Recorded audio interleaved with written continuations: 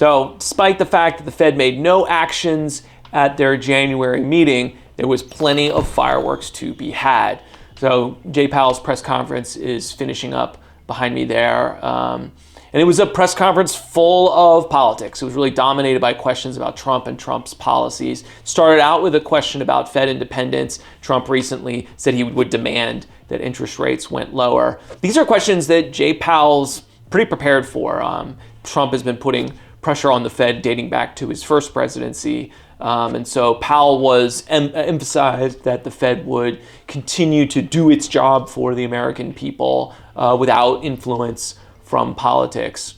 Beyond that, Powell's asked several questions about immigration, about tariffs, and the like. But he was careful to not get to political in those moments. That's probably smart on his behalf. He doesn't need additional pressure coming from the White House. But it's also fair. He's a central banker. It makes sense for him to wait until he knows both what the policies are, but he gets some sense about what the actual economic impact was. He was careful not to say what either the Fed would do, what the impact of growth would be, but did say they were studying various scenarios that could occur in regards to tariffs and immigration and other fiscal policies.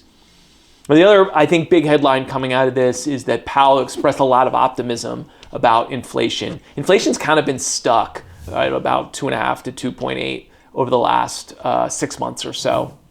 And much to the Fed's chagrin, this is also a big reason why longer-term interest rates like mortgage rates or treasury bond yields have been rising over that period. But Powell said, maybe we're turning the corner.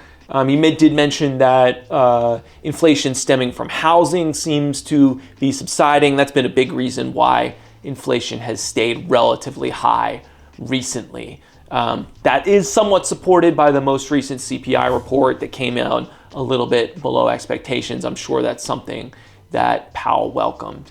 And so by expressing this optimism, I think the right conclusion is that the Fed is more likely to cut at least once or twice in 2025 than not. Obviously, inflation does need to cooperate. But what the Fed is telling us that they have a preference to cut rates as long as there's kind of any progress on inflation. The Fed is not going to need to see rapid disinflation. They're just going to need to see any kind of downward movement. I think they don't want to risk any kind of rise in unemployment and or a recession just to squeeze out that last half point or so of inflation. And so for stocks, that's relatively good news. Stocks came into this press conference down pretty sharply. They erased some of those losses. They're still down as we're talking but they did erase some of those losses during the press conference. So stocks sort of viewed this as mildly positive news. And I think ultimately, as long as the economy keeps growing and corporate profits keep growing, that should be positive for stocks, even if interest rates remain relatively high. On the bond side, I'm a little bit more worried. I think longer-term interest rates could continue to rise if it's viewed that the Fed is keeping short-term interest rates relatively low, and that would allow for more economic growth. More economic growth tends to drive longer-term interest rates higher. So if you're looking at mortgage rates, if you're looking at treasury bond rates, I think steady to maybe higher should be the base case for 2025.